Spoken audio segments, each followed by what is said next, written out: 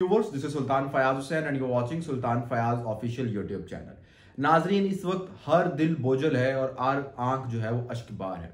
बारिश जिसका इंतजार लोग ठंडक के लिए करते हैं, बारिश का इंतजार लोग इसलिए करते हैं कि बारिश होगी तो मौसम जो है वो सुहाना हो जाएगा, मौसम जो है वो रोमांटिक हो जाएगा, मौसम जो है वो प्यारा हो जाएगा और हम लोग जो है वो चाय के साथ पकौड़े बैठ के खाएंगे।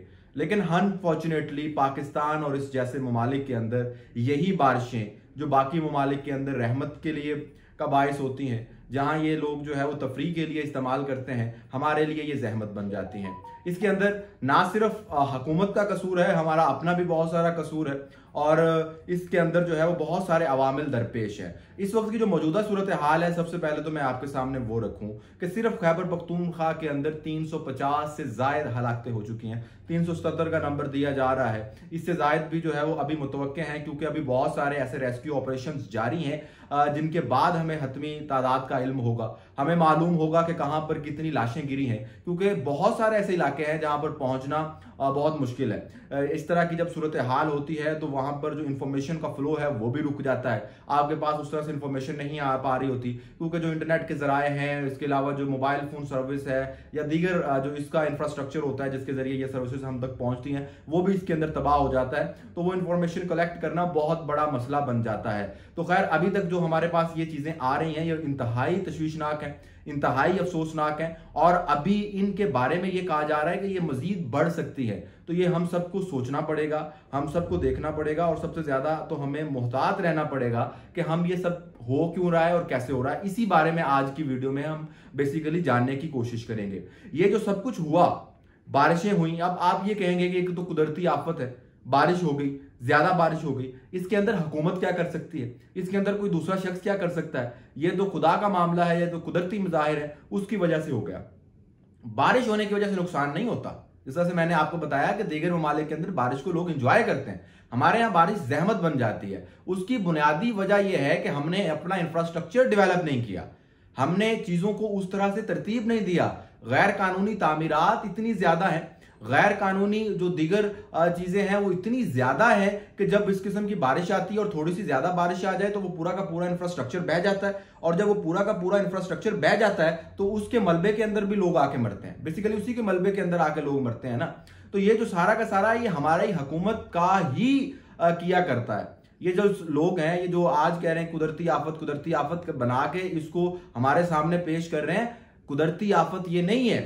बारिश होना कोई आफत नहीं है, बारिश होना तो रहमत है। बारिश क्या पानी आता है, आप उस पानी को स्टोर करके आप उससे जो है वो ज़राअत के लिए उसका इस्तेमाल कर सकते हैं, आप जो है उसको दीगर अवामिल के लिए इस्तेमाल किया जा सकता है, उस पानी को फिल्टर करके पीने के लिए इस्तेमाल किया जा सकता है, दीगर आप उससे काम ले सकते हैं। लेकिन उस पानी को हम जब इन कामों के अंदर नहीं लाते तो वो फिर तबाही करता है, फिर वो हर चीज बहा के ले जाता है। और जो कुछ हो रहा है हम सबके सामने है, ये हमारे सामने सब कुछ हो रहा है, और जो हमारे हुकूमती नुमाइंदे हैं वो इसकी जिम्मेदारी लेने की बजाय जो सूबा है वो डाल रहा है विफाक जो है वो सूबे पे डाल रहा है, सियासत कर रहे हैं, दोनों एक दूसरे को नीचा दिखाने की कोशिश कर रहे हैं और इस सबके बीच में आवाम मर रही है और आवाम जो है वो फिर इनके पीछे लगी हुई है। आप सब लोगों को सोचना चाहिए कि ये इस वक्त क्या हो रहा है। ये एहतसाब का वक्त भी है, जो मुश्किल वक्त होता है उस वक्त जो है वो रुक के, कभी कभी कहा जाता है कि आप अगर मुश्किलात में इतनी मुश्किलात आप पर आ जाएं कि आपको समझ ना आ रही हो कि क्या करना चाहिए, तो उस वक्त जो सबसे अच्छा डिसीजन है वो ये होता है कि रुक जाना चाहिए। उस वक्त आप सब कुछ करना छोड़ दें, बैठें और एहतसाब करें कि यार ये सब कुछ हो क्यों रहा है। तो हमारे ऊपर भी बतौर कौम ये वही वक्त है कि कोई बारिश आ जाए तो हम तब जो है वो परेशानी के अंदर हैं, उसके अलावा जलजला आ जाता है या कोई इस किस्म की और चीज हो जाती है, हम तब परेशानी के अंदर हैं। कभी हमारी सड़कें बंद हैं, कभी हमारा इंटरनेट बंद है, कभी हमारा रोड बंद है, आधे से ज्यादा आफतें तो जो है वो हमारी हुकूमत खुद हम पे नाजिल कर रही होती है। तो ये जो सारी की सारी सिचुएशन इस वक्त बन रही है और जो हालात बारिश की वजह से बने हुए हैं, एक तो वहां पर खैबर पख्तूनख्वा के अंदर जो सबसे बड़ा इस वक्त तक इलाका है जो सबसे ज्यादा मुतासिर हुआ है, बुनेर का इलाका जो है खैबर पख्तूनख्वा के अंदर, उस एक जिले के अंदर अभी तक 100 की तादाद से भी ज्यादा जो है वो अफराद लापता है, जिनके बारे में अभी मालूम ही नहीं है कि वो कहाँ गए।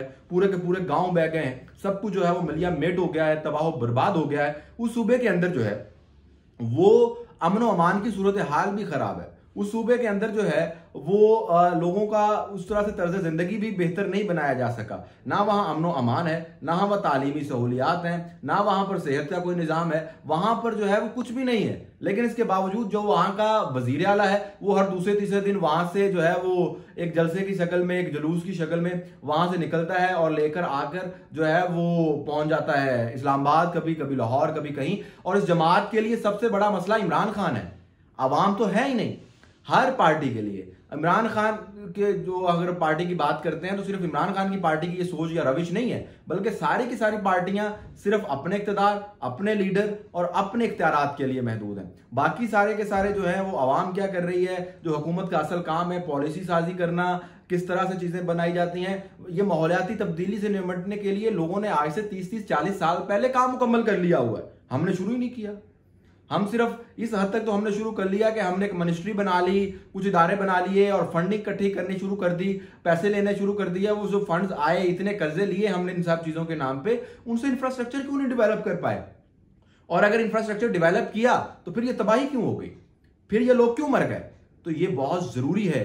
और जो इन सारी सिचुएशन के अंदर हमें बार बार मैं ये कह रहा हूं, बार बार ये मैं कह रहा हूं कि एहतसाब बहुत जरूरी है। अपना एहतसाब करें, हुकूमत का एहतसाब करें, अवाम का एहतसाब करें। अवाम जो है वो इन इदारों की तरफ तो देख ही रही है। एक और जरूरी जो बात करनी है आप लोगों से वो ये है कि इस सारी सूरत हाल के अंदर हम हुकूमती इदारों की तरफ तो देख ही रहे हैं, लेकिन हम सबको भी ये चाहिए कि ऐसे वक्त में जब हमें मालूम है कि ऐसे वक्त में हमारी जो हुकूमत है या जो हमारे हुक्मरान है, जो हमारे सियासतदान है, वो तो इस पर सियासत खेलेंगे, पॉइंट स्कोरिंग खेलेंगे, अवाम की फिक्र किसी को नहीं होगी। तो हम सब लोगों को चाहिए कि हमारे इर्द गिर्द अगर कोई इस किस्म का मसला बनता है, कोई इस किस्म की सिचुएशन बनती है, हमें सबसे पहले आगा आना चाहिए। हमें देखना चाहिए अगर कोई इस किस्म का जो है वो इंफ्रास्ट्रक्चर बना हुआ है, कोई गैर कानूनी तामीरात हैं, उस बारे में आवाज उठाएं और लोगों पहले से ही प्रेशर डेवलप करना शुरू करें कि यार ये खत्म करवाएं, वरना कल इसके अंदर आपके बच्चे मरेंगे आके।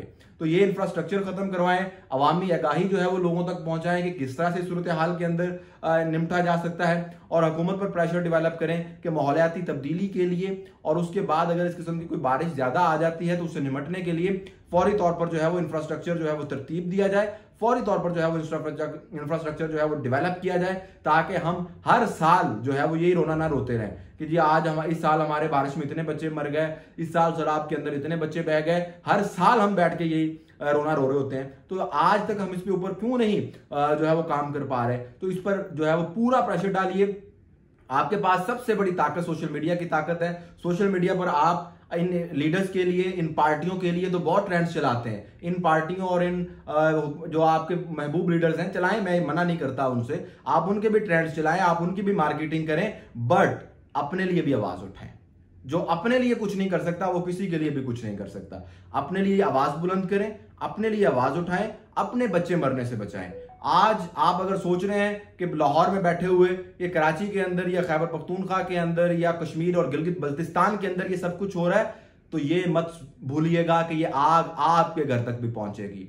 ये आग जो है, जब जबरी तौर पर बच्चे गुमशुदा होते थे, लापता होते थे लोग, मैं वीडियोस बनाता था, बात करता था, नीचे पंजाब के लोग आके मजाक उड़ा रहे होते थे, तो मैं उनको कहता था कि ये ऐसा वक्त भी आएगा कि तुम्हारे शहरों से और तुम्हारे जिले सूबे से भी लोग उठाए जा रहे होंगे। आज वही कुछ हो रहा है, आज वो लोग रो रहे हैं, आज वही लोग कहते हैं कि यार ये क्या हो गया, मुल्क के अंदर कोई कानून नहीं है। तो इससे पहले कि ये आग आप तक पहुंचे, ये पानी आप तक पहुंचे और सब कुछ बहा के ले जाए, उससे पहले उठ खड़े हों और आवाज उठाएं। Good bye.